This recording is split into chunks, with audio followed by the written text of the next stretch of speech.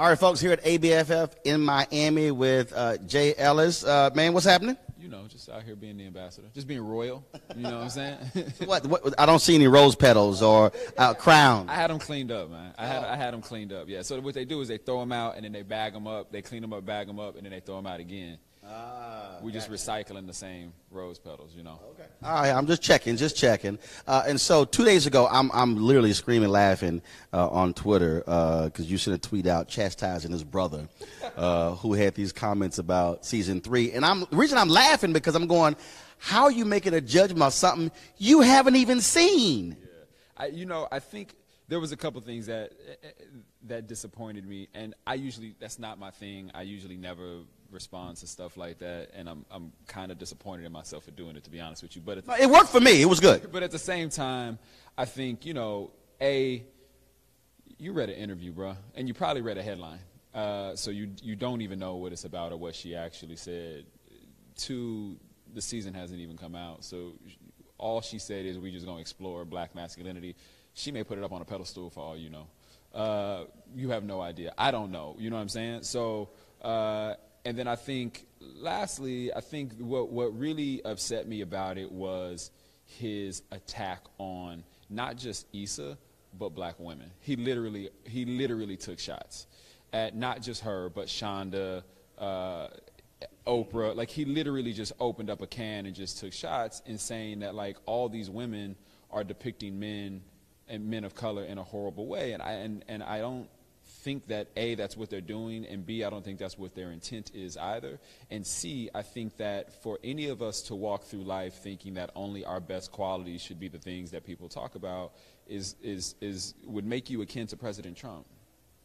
It's just not reality, right? We all have flaws, and we all do things that aren't the best behavior, and I think that's a part of life, and that's a part of exploring who we are as people, and I think that's what Issa and Prentice, who is the male black showrunner of that show, right? That is what they do day to day in that room when they break scripts and they break story. Now, one of the things that I really trip out every week when the show is on is how emotionally invested folks get.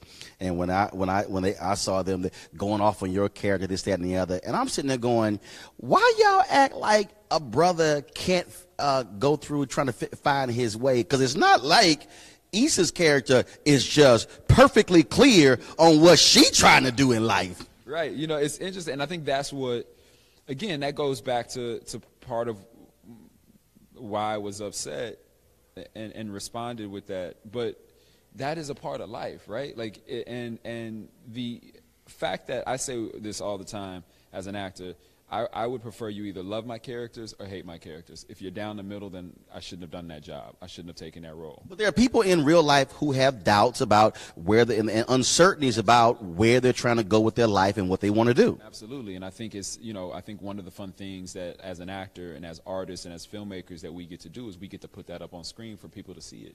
And typically what I really think is when you see a piece of yourself up there, that is what frustrates you, right? Or makes you happy or makes you sad or whatever it is, right?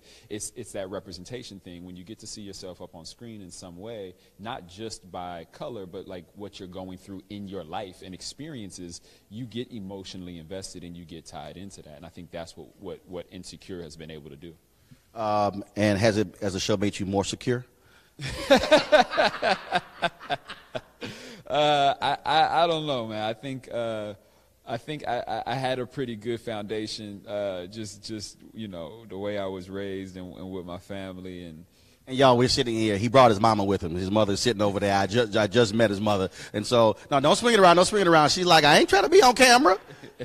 But no, I think, I still have my moments just like everybody else. And again, that's part of human life. And if I didn't have those moments, then I would be a droid. You know what I mean? Like, I just wouldn't be a real person. And how has it changed you, or are you pretty much the same Jay Ellis you were before? I definitely think I think where it's changed me most is my drive to create content and champion voices that typically don't get the opportunity to be out there. I think that's where it's probably changed me the most.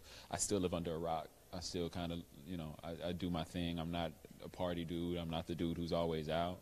I still am just as passionate about acting and telling stories as I've always been. I think I was fortunate to be on the game and get to learn from Wendy Raquel Robinson and Kobe Bell and Hosea Sanchez and Brandy, and Lauren London. I got to learn from so many great people, and watching Mara and Salim run their business. So I feel like I got a really good foundation before I walked into this, and so I think if anything, it's just helped amplify the messages that I like to put out there.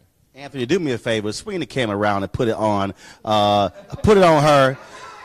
Because she act like I'm new at this. She act like I'm new at this television thing where she's trying to give me my time cue that we're done. And so she gets up. Like, I have peripheral vision. So I know exactly what the deal is. She literally walked all the way over here, tried to stay, as if I'm not fully aware. I mean, I've only done this since I was 14 years old. So just the last 35 years of my life, I've done television and media. So I'm just saying.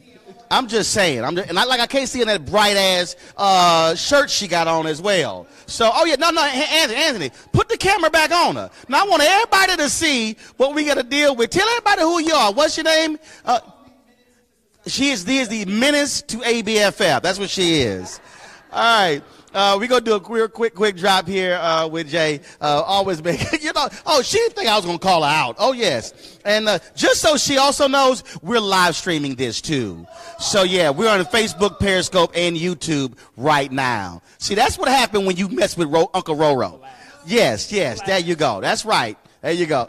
You know people are going to be talking about you in that yellow shirt for you. So all you got to the next 3 ABFFs. Yes.